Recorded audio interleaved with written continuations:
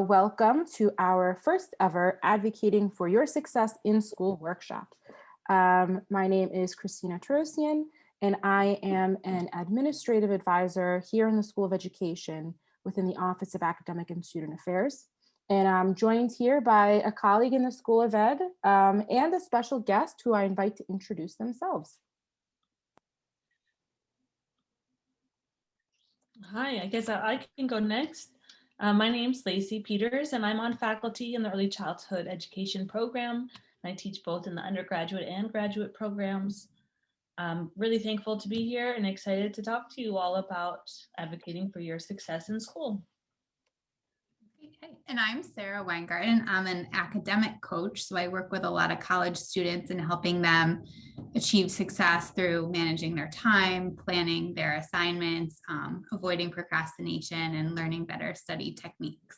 So thank you so much for having me. I'm excited to be a part of this. Thank you both. So some quick notes before we get started. You may have noticed we are recording this session.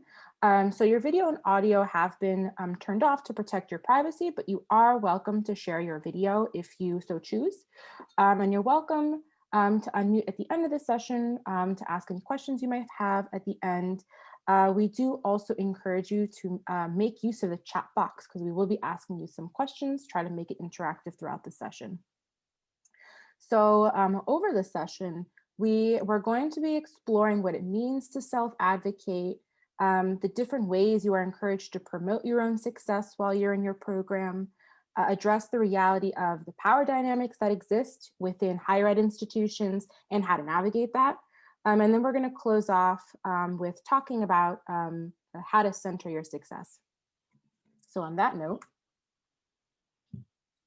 Yeah, before we get started, we wanted to ask you all to share with us what your thoughts were around self-advocacy. So in a minute, I'm going to share my screen and you'll see a poll everywhere so we can create a word cloud together. I'll explain to you how to access the poll once I share the screen. But before we get into that, I just wanted to share some of the thoughts from some Hunter College faculty and staff as we were preparing for today's event. We sent a survey out to everyone within the School of Education who's identified as being a faculty or staff member. And as you can see on the slide, they offered some advice that we thought was worthwhile to share. So I'll give you just a minute to look over some of their thoughts and suggestions, recommendations for finding success. And then once the minute's over, I'll start sharing my screen. All right, so we're gonna just end things with the response, because taking responses will end that moment right now. And let's just take a look at some of the words that came in. The words you see as the biggest are words that it means that more than one person inputted that response into your phone or your device. So this is a recurring theme, or this idea about what it means to be a self-advocate is something that's pretty strong in people's minds. So looking at the word like resources, knowing how to access resources, knowing how to use the resources, those sorts of things we'll be talking about as we carry on with tonight's presentation. I see the word standing also as standing out. And I was trying to look in the word cloud, but sometimes, self-advocacy means standing up for someone or standing or for yourself. So maybe you have to face difficult circumstances, but you know what you're doing is right. So you're standing up for yourself to try to maybe fight a grade that you've received on a test or an assignment, or even a final grade in a course. Or maybe there's a policy that we have within the School of Education that's not fair. So you want to stand up and voice your opinion about the unfairness of a policy. So there's different ways that we'll also talk about how you can become an advocate, not only for yourself, but also for your peers potentially, by taking some action if it involves standing up. And the other words we'll just keep in mind as we carry on tonight's conversation, because each of these words you see are words that we wanted to tell you more about in terms of, like, just one quick example. When you think about advisors, knowing who to reach out to and when you need assistance or guidance, sometimes people fall into the trap of you don't know what you don't know. And so then, you just kind of go through the motions without really having a deep understanding of what your program entails or what your options are. So we just really want to make sure you leave here with a better sense of efficacy or understanding of how to navigate some of the systems within the School of Education, but also knowing how to break through some of the red tape that presents itself. So with that, I'm going to stop this share. Let's wait till it comes back. Okay, so what can you do to promote success? So a really effective way to promote your success is to organize your time. So there's all different ways you can do this. And I'm going to go over a few ways that you can use practically. So time sometimes can seem really hard to understand and manage. So the best way to do it is really to see your time. So a great way to do that is to create a time map. A time map is basically like a schedule, but with everything in your life that you have to do. So not just your classes, but it would include when your classes are, if you're working, if you have volunteer work, should even include like if you're having dinner or if you're spending time, just regular things. Like if you regularly spend time with a friend on a Friday night, like that should be a part of your time map because that's not something you're going to change. And then you can see where you can fit everything else in.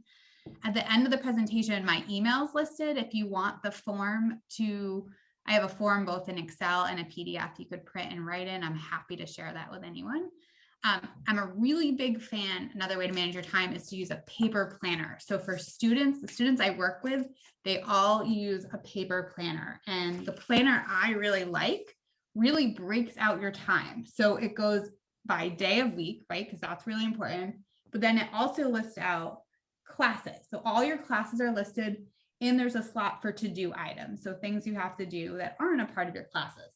And then you would literally list the tasks that you would do each day for each class. So it wouldn't say studying, it would say something like create a practice exam or fill out a practice exam. Very specific. And then at the bottom of this planner, it has a time portion too. So at the very least, you could put in where you don't have time, right? When you're in class, when you're working, that would be time that you don't have to complete the assignments above. So you can very clearly see where you're going to do that. So that's why I'm a big fan of a paper planner. It gives you a place to really be able to see your time and see your assignments. So another way planning your time is when is office hours and writing these down. I'm a huge fan. At the beginning of the semester, you will get a syllabus. This is one thing I highly recommend that you print out, you highlight, and I have the students I work with write the office hours right on the front of that. You could also write that in the front of your planner, depending on what you prefer. Also, at the beginning of the semester, most of the due dates are going to be in that syllabus. Put that in the planner. Most planners, the one I use, has a 30-day calendar. So it doesn't have to take long, right? Just put on the 30-day calendar when the major assignments are due. And then when you get to that month, you could put it in the day-by-day calendar. Breaking down assignments. This is a key way to organize your time. When you get a big assignment, you're going to want to make it into individual tasks. So for example, if you have a research paper, it would be find sources, research sources, put source notes into an outline, create outline, write body paragraphs, write intro and conclusion, edit, write your citations up in a bibliography, and then submit it. That's another step too. So you're going to want to have all those tasks, and then those would go day by day, hopefully in your planner. So you're seeing where you're going to do them. So this kind of fits with your time. Like identify all of the books you need, the systems, the software at the beginning of the semester, and order them then. Don't wait till you have to read the book to order the book. Same, like if you need Microsoft Word for a class, like get that at the beginning of the semester. I highly recommend physical textbooks. A lot of students struggle to use the online textbook. So if it's at all possible, I would recommend that. And then there's a lot of tools used to manage your time. One I'm a huge fan of and the students I work with are really loving. It's called FocusMate. It's free up to 3 times per week. It's only $5 a month to use unlimited. And basically you will go in there and make an appointment. It's always a 50-minute session. You'll say what you're going to do. Let's say it's going to be find sources for research paper. So you log in, let's say it's 8 o'clock tonight. You will log in at 8 o'clock tonight. Someone will be on the other side of the computer screen. the first 2 minutes of the session, you'll both say what you're going to do. So you'd say, I'm going to find my sources. Then you both mute yourself, you work on your little session. And at the end, you both say what you did. And I've met a lot of cool people actually from all over the world. And it really allows you to focus your time and kind of complete what you set out to do. So yeah, hopefully those are some tips that'll be useful for managing your time.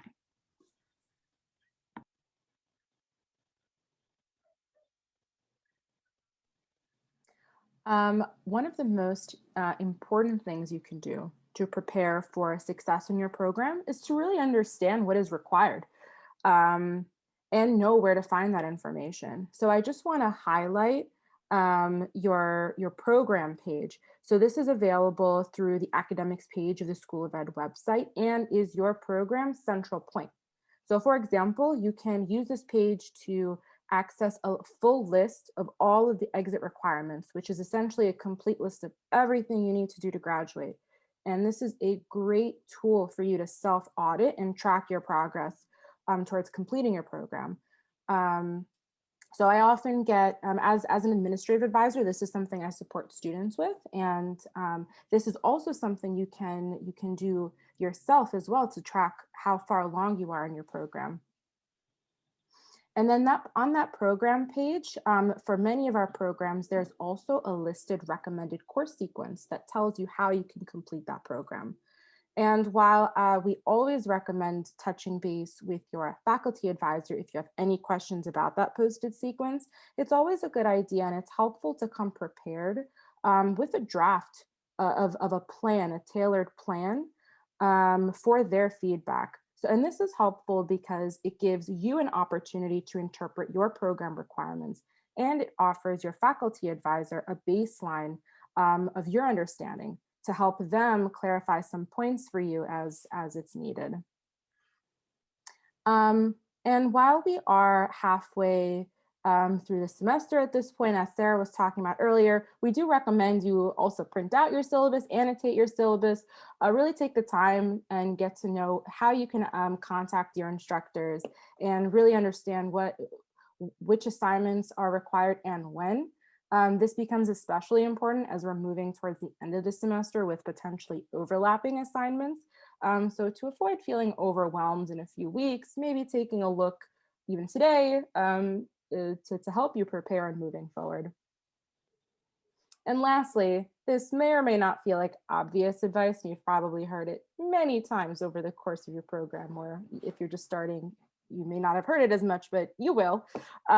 Please remember to check your My Hunter email regularly. I cannot emphasize this enough because this is the only way that Hunter College faculty and staff are able to officially communicate updates and important information with you. And to go one step further, we also recommend that you continue and check this email regularly, at least for the first few months after you graduate, because this is also where we're going to be sending you updates on certification, receiving your diploma, financial aid updates, etc.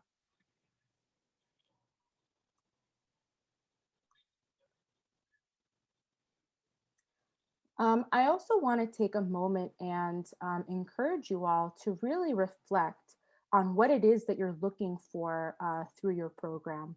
You know, what specific goals do you have for yourself while you're completing the program you're in? And if anyone's comfortable, I actually invite you to share a goal you have in the chat box so we can start to think about some of these more specifically. And I'll give you a moment to share some.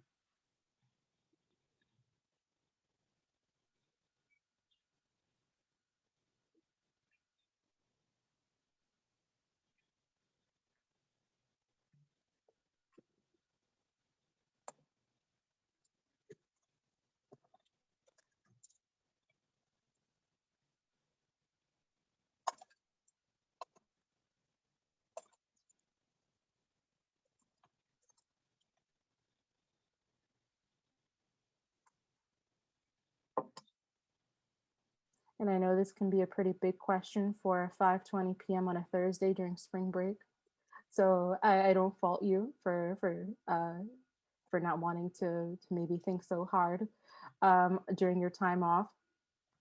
But what I will say is typically when I ask students this type of a question, a lot of the times the response I receive is, it's a pretty straightforward goal. You want to graduate, you want to finish your program, you want to get certified, or get your license, you want to find a job. And so if that's the case, really take the time to review and identify the resources that are available to you that will help you obtain that goal. So for example, attending a certification overview workshop, going to, if it's required of you, a New York State teacher certification exam prep workshop, or attend one of the networking events available through our Office of Career Professional and Partnership Development. So a lot of these resources are available to you, and you are really the best person that is prepared to identify which of the available resources are going to help you accomplish your goal.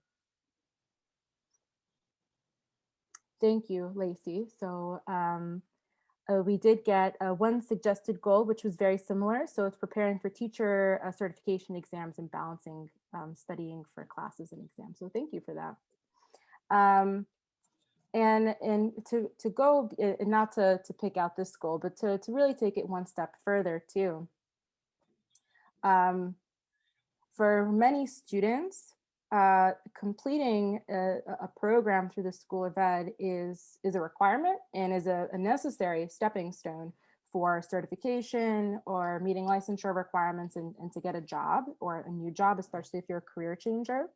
However, a professional major or a graduate program can really offer so much more than that. This is really your opportunity to network and take advantage of the resources available to you while you're a student, and forge connections, not just with faculty and staff, but with your fellow students. So, and if you find yourself wanting to connect with peers or Hunter College faculty and staff outside of the context of business or coursework, you may be interested in, for example, joining the School of Ed Student Council, or you may be invited to join the National Society for Leadership and Success, which is another opportunity that gives you resources and the opportunity to connect with others. And just to throw it out there, we also have what is called the Equity and Advocacy Committee. And you're more than welcome to join that as well, to participate in our ongoing school and community-wide conversations, exploring themes on justice, equity, diversity, and inclusion. So these are all opportunities to connect with the school and really take advantage of some of the resources available. And I want to take a moment too. You may notice I put a few links in the PowerPoint. We will be emailing this to everyone who RSVP'd. So I wanted to talk to you about seeking out advisors and ways you can establish positive relationships, not just with your advisors, but with really any member of the Hunter College community, the school of people within the School of Education community, and that sort of thing.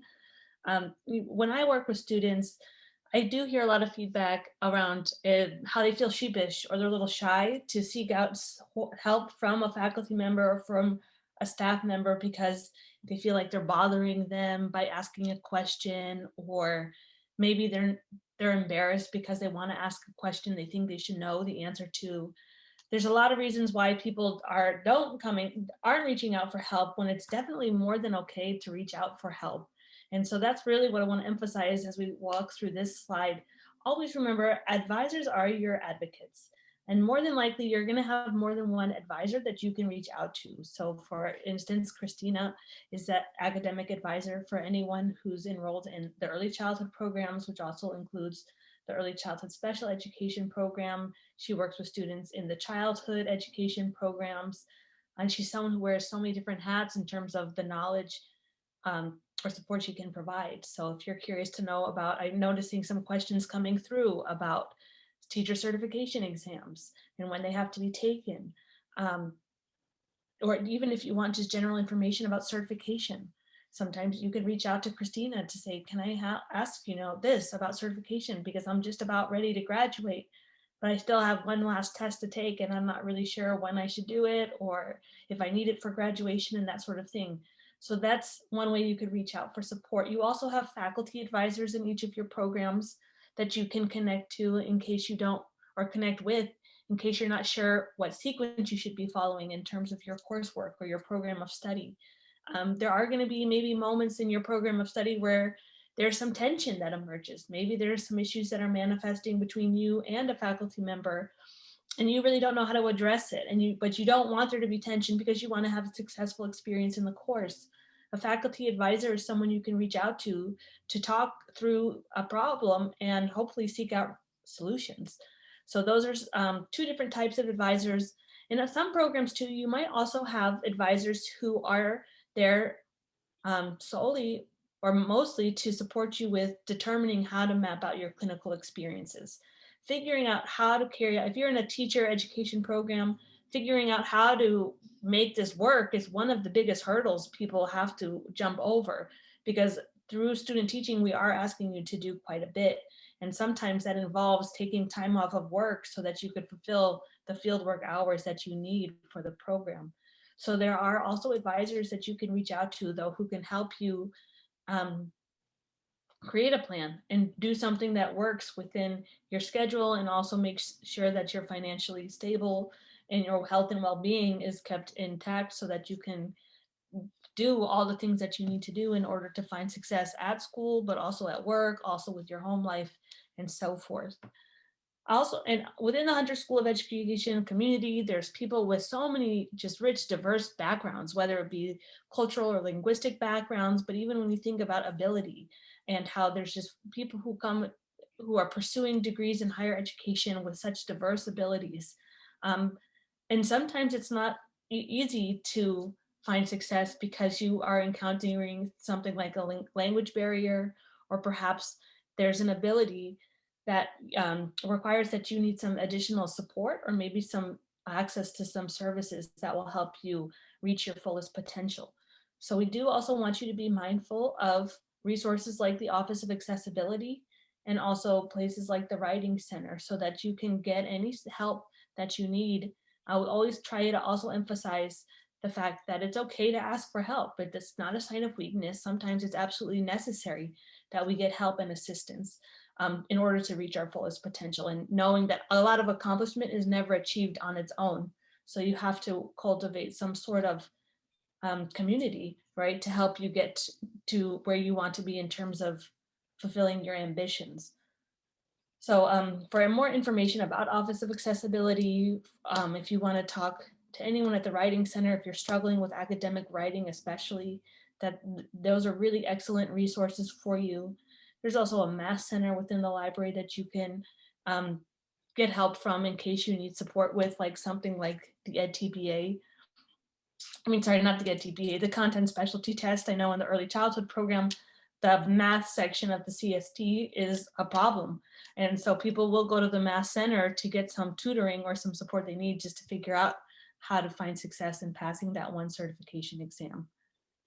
And then also try and visit your instructors as much as possible. And office hours are there not just for you to get help, but for you to build dialogue with your instructors, and just recognize that they're humans too, right? And they like to build relationships with students so that learning can become that much more meaningful. They're not just, they want to teach you content, of course, but they also want to help you find inspiration, find the motivation you need to do all of the things that you're hoping for as you pursue any degree within the School of Education. So visit your instructors as much as possible. You don't, in an email, you never have to write, "I'm sorry for bothering you," you know, that sort of thing. We're there to help, and that's what we want to do. So always reach out for help when you need it. I think we can move on to the next slide. Yeah, and so not only though do we want you to focus on building positive relationships with the faculty and staff within the School of Education, we also know that so many of you build really strong friendships, or at least very strong, what I refer to as communities of practice.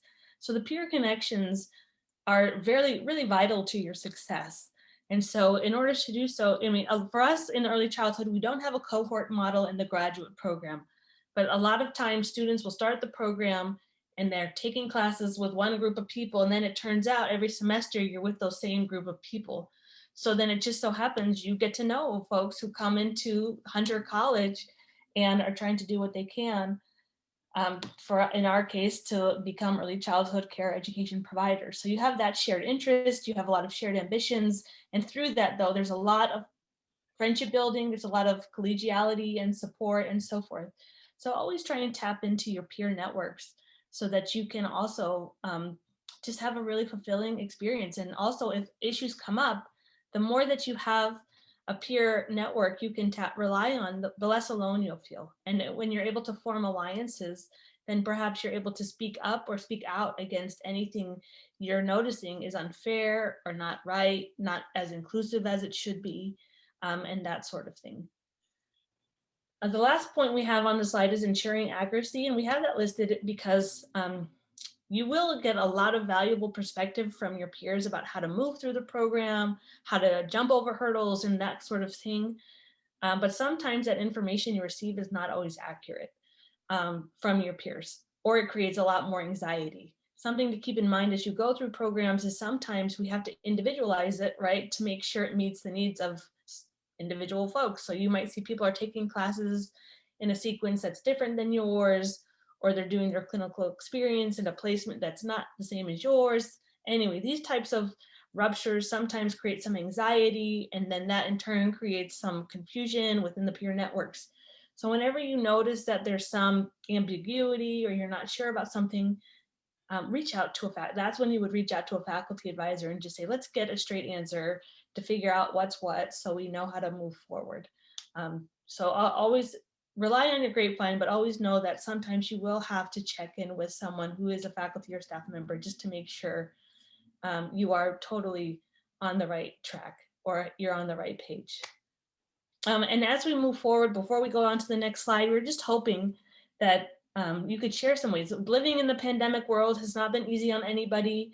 We really don't know where you are in your programs, but for a lot of new folks in the programs, you've been learning online all throughout your experience at Hunter. I've heard from new students, though, that surprisingly, they have been able, according to them, they say it's surprising that they're able to make friendships, even if they're learning online. So we were hoping that we might share some of those places of possibility or share some of more positive aspects of online learning, and tell us about how you're connecting with others in this digital world.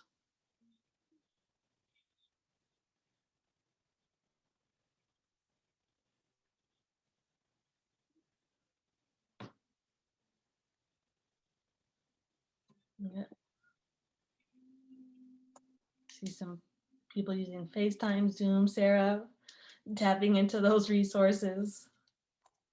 Sometimes we have more Zoom social hours or things of that nature. WhatsApp, yeah, WhatsApp is really useful. And social media, tapping into that. Getting to know people outside of school is important. A lot of times too, students will tell me about how they feel kind of awkward at Hunter because they come in for class and then they just leave, and they don't really get to know anybody because it's such a commuter school. So it's really nice, I guess, to see that we can tap into things like social media or even FaceTime and Zoom now we can use to get to know people better. And Clubhouse, yeah, I need to figure out Clubhouse. I don't really know what that is. Again, doing group projects. You get any opportunity to work in small groups. It's always a good thing. I think we're ready to move on to the next slide now. Okay, great. So seek balance and support in your life. So balance is really about making conscious choices about where you spend your time. So really, you are the only person who can determine what this means for you. So as a student, it's also really important to know you have to take care of yourself before you can find success in your courses.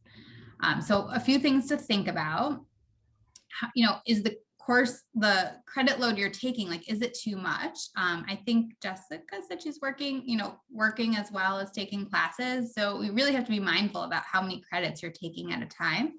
And can you really do what you have signed up to do and do it well? And then practicing self-care. So sleep is really important. It has a huge effect on mental health, and it has a huge effect on your ability to learn.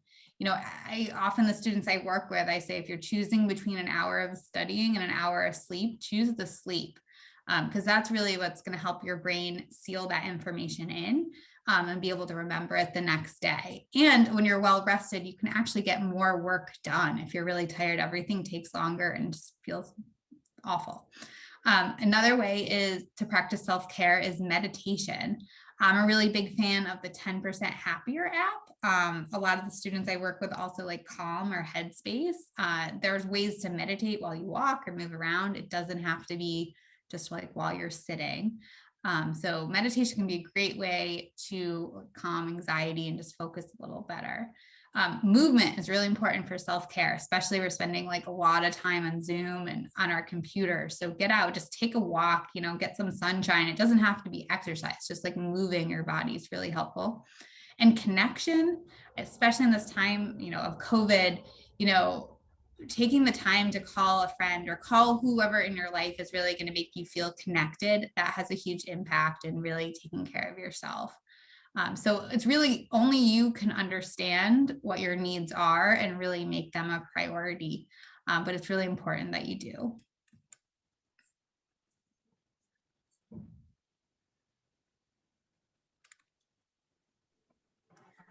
So as Sarah just explored, it's really important to nourish your emotional and mental wellness, not just to succeed in school, but to find balance.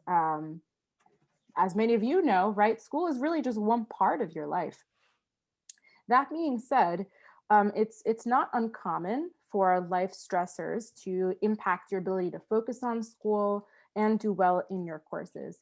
And learning to identify these moments, moments when the built up stress or the stress of a challenging situation impact your ability to focus, learning to identify that is really a skill.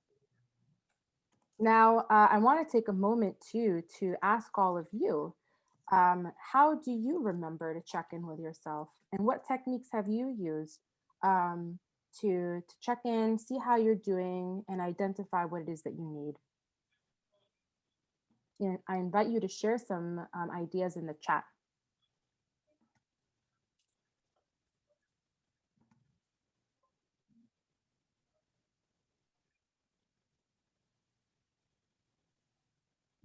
Oh, and I see one suggestion from the previous slide is Trauma Smart. So thank you for that.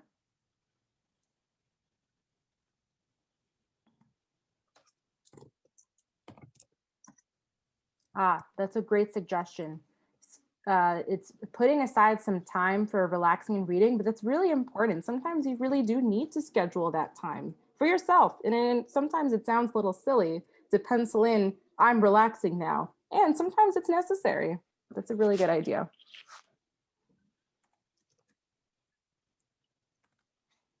Journaling, thank you.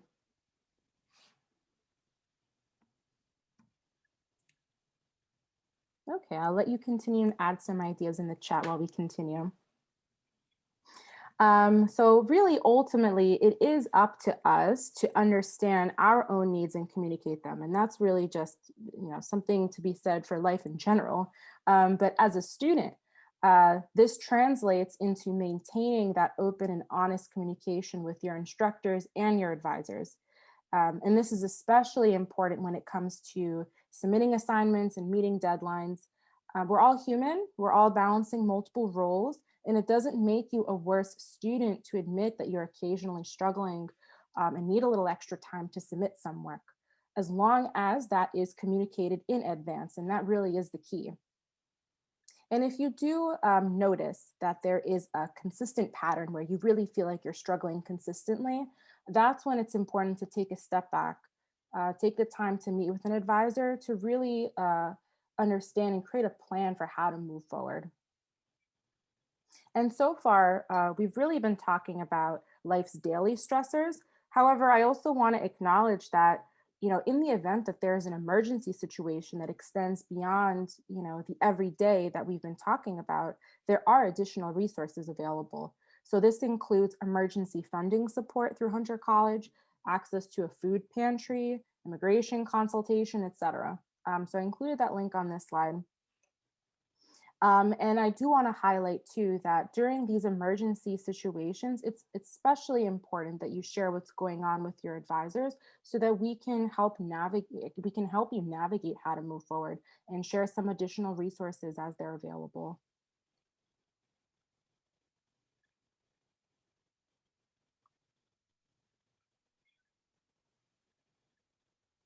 So now we're shifting gears to talk more about the reality of power dynamics in higher ed institutions. Yeah, so we want to take this opportunity just to share out some ways you'll likely encounter some of these power dynamics at play, but then also things you can do to use your voice or elevate your perspective so that people are hearing about how, and people I'm referring to, faculty, staff, even our administration, um, hearing about how decisions we make oftentimes for or about you are impacting your experiences in the programs that you're enrolled in, or even your daily life. And so a lot of what I notice is that students will have some complaints about why certain requirements are in place, for example. So one common complaint is around the fact that in early childhood, we have to have certain, our fieldwork and our student teaching has to span 3 age groups. And when students talk about how it's hard to meet that requirement, they often blame Hunter for creating this rule or having this requirement that doesn't seem like it's fair. But the reality is it's not Hunter that made the decision that there has to be 3 age group requirement for early childhood. It's actually the state education department that created this rule. And we're following it because we've established this memo of understanding with them to say that we are going to meet all of your requirements so that we can uphold what you consider to be a really quality early childhood teacher education program. And so as we talk through providing avenues for feedback, I share that example only to say, or to provide the point in that we are a system in itself as a school of education, even as a program, but we're systems operating in larger systems. So we usually make decisions, but it's not decisions made in isolation. It's decisions that have been impacted or influenced by other factors that are usually larger forces telling us about what we have to do in order to maintain our relationship with the state education department. But there's also accrediting bodies that we have to be responsive to in order to ensure, and these accrediting bodies ensure that there's quality programming also taking place. So we have two different systems at play who are really impacting the decisions that we make. So as we think about how to provide feedback or how to speak up, sometimes it's really good for you to take that step back, if you can at all look at the bigger picture, understand the bigger picture, so that you know how to approach anybody to say, here's what's happening, here's how it's impacting me, and I understand here's what you have to do. So how can we find some room for negotiation, or is there any wiggle room so that we can both have our needs met, type of thing. So you will be engaging in conversations with your instructors all the time, hopefully. And this could come around methods courses, for example. If you have assignments that have been graded and you don't think that the grade reflects what your work, then you would have to open up a dialogue with your instructor to say, can you tell me more about why you gave me this grade? If they're not providing you with enough qualitative feedback as written feedback, that leads you to a deeper understanding. But make sure as you approach them and ask them to tell you more, being really mindful of the respect that should be at play, so that they understand you're not just going there to complain. For example, you really want to know more, you really want to do better. And so you're just seeking out some more constructive feedback, perhaps, so that you can do better next time. Or if you actually do want to challenge the grade, knowing how to do it in a way that's honest but kind, right? That's something that you always want to keep in mind as you interact with anybody, I guess, at any time. We added cooperating teachers to this bullet point because there is a lot in terms of power dynamic at play within the student teaching or fieldwork experience. Oftentimes you're a guest in someone's classroom, or that's how you feel, right? Your perception is that you're a guest in this classroom and you don't really have much power to say anything. because you have a cooperating teacher who's more in control. And so you're trying to figure out, how do I navigate this power dynamic when I see that there's a cooperating teacher doing something that is against my philosophy on education, or even I just think is wrong. So that's maybe where you could lean on your course instructor for some support in saying, how can I work with this cooperating teacher, or what can I do to broach a conversation with them about what I'm observing and how it doesn't match with my philosophy on education, or something to that effect. But as we've said before, anybody, a faculty member, a staff member, we're all your advocates. We do all want to help you as much as possible, and whatever is within our control or within our powers. So knowing how to approach that situation will be really helpful to you as you're speaking up or speaking out about anything that could potentially lead to a negative experience. We have more formal avenues for feedback. At the end of every semester, you provide instructors with evaluations on their teaching or your experiences in their class. People really do take seriously how you're rating them, but then also look really closely at that written feedback you provide. So anytime you see those emails coming through, it would be wonderful for you to click on the link that's provided and share your opinions on the course, being honest and kind in giving your feedback, so that we can know what we can do better, because we always are striving to do more, to be more responsive, or to provide you with the experiences that you want or need. So please do fill out your course evaluations when that time comes. And a lot of times too, instructors will provide you with informal opportunities to give them some feedback. So in the middle of the semester, for example, they might say, how am I doing? Can you let me know what works, what doesn't work as we move forward, so I know I could change things if it needs to be changed. But do voice your opinion, because it matters. I know, in one quick example, in early childhood, there's been a course that has been problematic for a few years. And we're trying to build a case that students often tell us about how this course is problematic. But when we go to like the department level, or we want to talk to the dean about it, we don't really have much evidence to share. Because when we say, well, let's look at the teacher evaluations to see what they have to say, they're generally positive maybe. Or it's like only the people who had a good experience in the class are filling out the evaluation. The people who aren't having a good experience choose not to. Maybe they don't think their voice is going to be heard, or trust that anything will happen.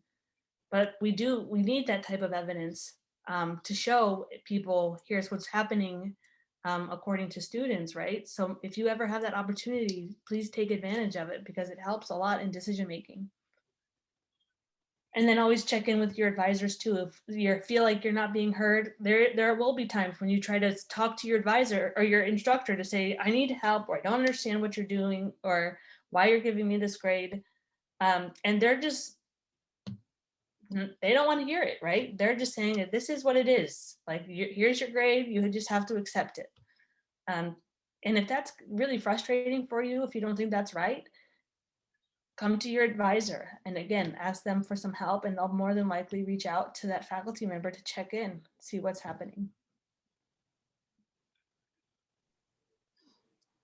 I want to share too that town halls are, another opportunity to voice concerns or provide feedback to the larger School of Ed community.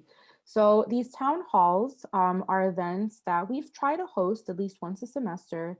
And it's really an open forum for students to share their experiences and some insights as to how they're doing in the program, how they feel about their program, and some of the policies that might exist and impact them. This is a lot of faculty and staff, as Lacey just shared, are clamoring to hear more about the student experience.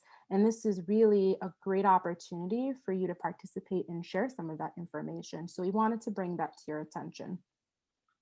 And the other thing I really want to highlight is that, Hunter College is held to several non-discrimination policies that are monitored by the Office of Diversity and Compliance. And there are ways to report instances of discrimination if that becomes a reality for you.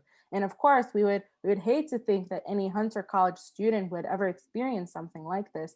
And at the same time, we want you to be aware of your rights and how to address those cases so that you feel empowered to advocate and for your concerns and voice what had happened if you so choose.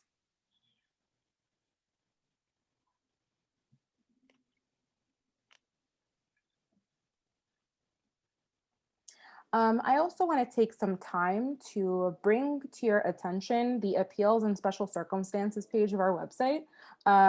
This page really, I feel, summarizes how to navigate a lot of the bureaucracies at Hunter, especially in special circumstances and emergencies. And there's a lot of information here, but I really just want to take a moment to address a few key points which may impact your time at Hunter. So, for example, if there are compelling and unavoidable circumstances which may have prevented you from being able to successfully complete a course, and if maybe you've missed the deadline to drop a class for tuition refund, you can appeal to drop a class after the deadline and or appeal to receive partial tuition refund in emergency cases. So this appeal is submitted through what we call the Dean's Request form, which is the first bullet point. And it's another avenue to advocate for your needs in these emergency situations. In another example, and Lacey talked about this a little bit more earlier, but if you receive a grade that you feel like does not accurately reflect how you performed in a course, you can appeal that grade within the first 3 weeks of the semester following receipt of that grade. And I do want to highlight here that the first step, and arguably one of the most important steps in that process, is to communicate these concerns to your instructor. And then moving on, talking about courses and grades, in these cases where there might have been an emergency or something may have happened that prevented you from being able to complete a class, it may be possible to request to receive something called a grade of incomplete, which typically gives you an additional semester to complete any outstanding assignments. But please do know that this is at the discretion of your instructors, so this is a conversation to be had with your instructor. Needless to say, our theme of keeping open communication with your instructors and advisors cannot be overstated. And I also want to talk about leave of absences because this comes up pretty often. If you're in a position where you need to step away from your program temporarily, you're absolutely able to do this. As long as you've completed or have attempted at least one course at Hunter, you are able, as a graduate student, to request up to 2 semesters of a leave of absence. And undergrad students are also able to request this, but the process is slightly different and explained on this page. Lastly, you may or may not be aware that you have the right to update your gender on officially on CUNY First and on Hunter College records. You also have the right to change your preferred name on CUNY First if you so choose, so that Hunter College faculty and staff know how to appropriately address you. So these are just some of the points on this page, and I really want to highlight it because a lot of great information is there if you need help navigating. And if anything, please reach out to one of your advisors for support and they can help you. Yeah, and here I just wanted to bring attention to the ways you can approach an appeal. As Christina mentioned already, your very first course of action, if you receive a grade that you don't feel like is the right grade or is an accurate reflection of how you performed in the class, you have every right to challenge an instructor or professor. So the very first course of action, is I was getting towards, is reach out to that instructor and ask them to tell you more about why they gave you this grade.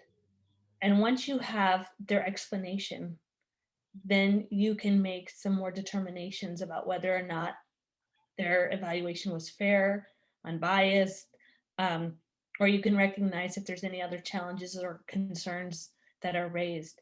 You have encountered situations where students have perceived bias and they don't feel as if the instructor graded them fairly because of the ways in which they were, I guess, perceived to be a student, right? Maybe they were a student who was perceived as someone who was an at-risk student or someone who just wasn't really, let's say, invested in their education.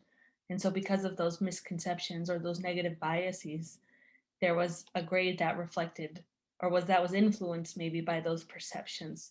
It's really hard to understand what's perception, what's reality, but the very least, as a student, you're able to voice what's happening and how you're feeling and what you experienced, right? So always keep that in mind.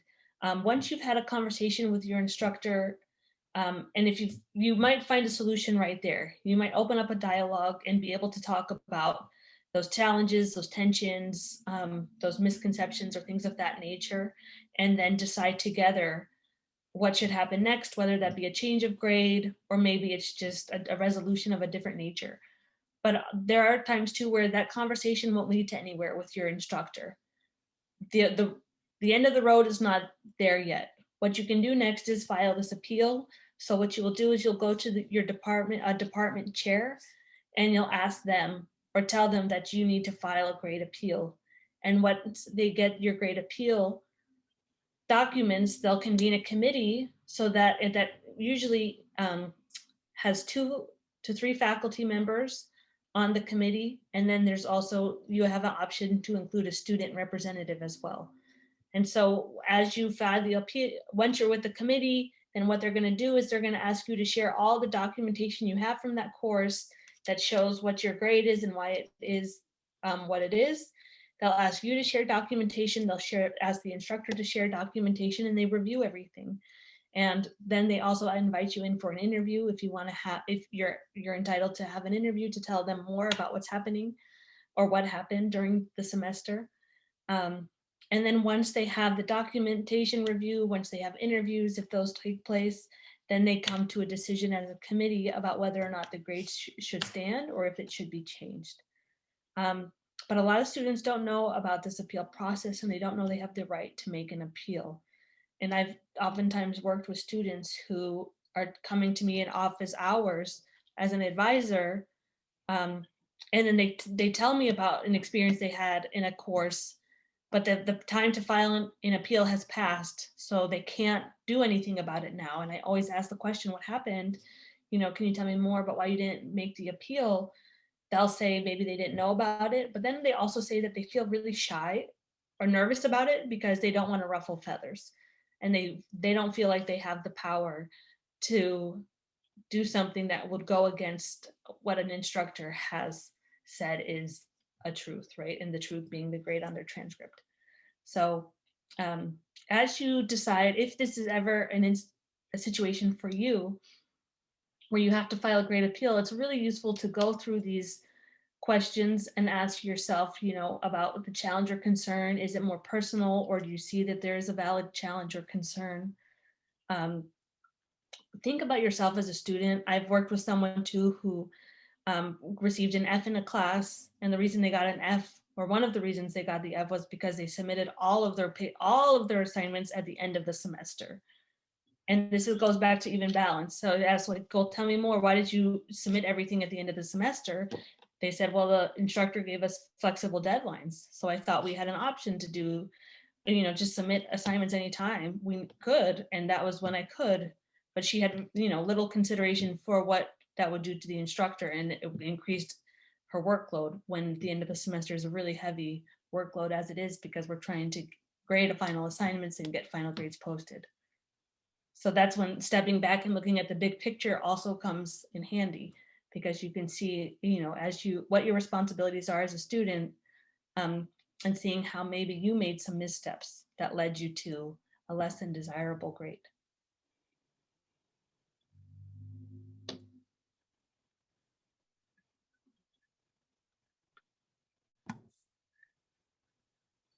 Yeah, so we are moving forward. So centering your success. So what does it mean to center your success? So you are responsible for defining what success means to you, and being really your number one advocate. So you, and part of like meeting that success, holding yourself accountable to fulfill those responsibilities.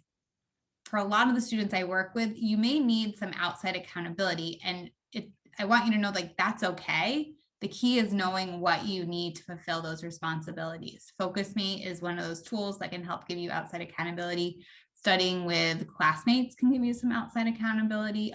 There's lots of resources out there, but it's important to fulfill your responsibilities, but also to know how you can do that.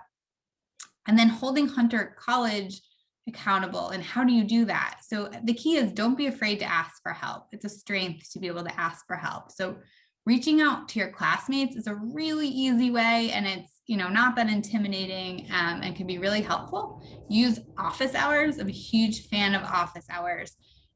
It can be a resource. Just try to do the assignment ahead of time, and then you have an opportunity to ask questions at office hours and get feedback. And then meeting with your advisor can be another way, as has been talked about many times, to kind of help hold Hunter accountable.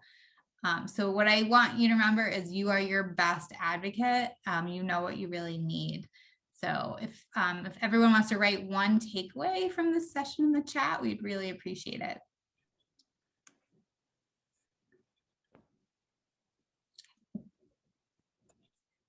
Wait, somebody else.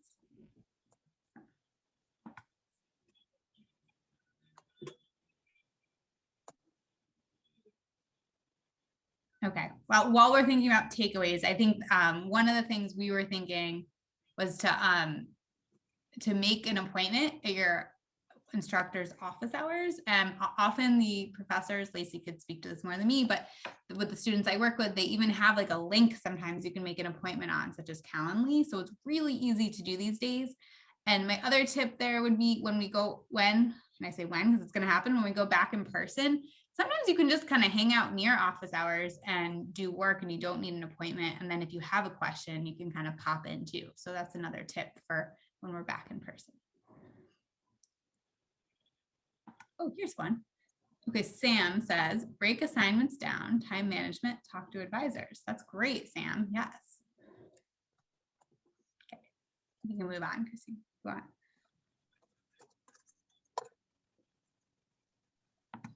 So we have reached the end. We went longer than we thought we would, and thank you all so much for your active participation. I really just want to take the time to, again, really say thank you for coming. I know it's your spring break, so we appreciate you. And I want to also thank Professor Peters, Lacey, for joining us during her spring break. And thank you, Sarah, for joining us and for providing your insights. Like I said, we'll be sharing this PowerPoint in a follow-up email.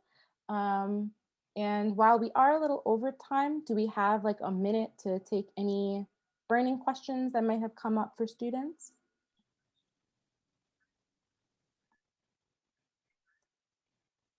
Does anyone have any burning questions they want to ask us before we adjourn for tonight?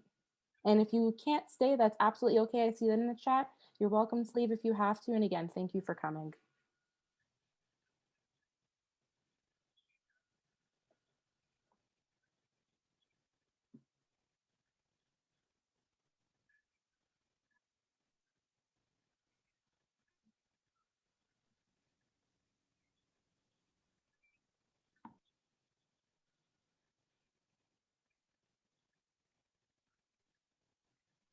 I think we're okay. Okay, great. Well, like I said, we have the link to advisors shared on the screen.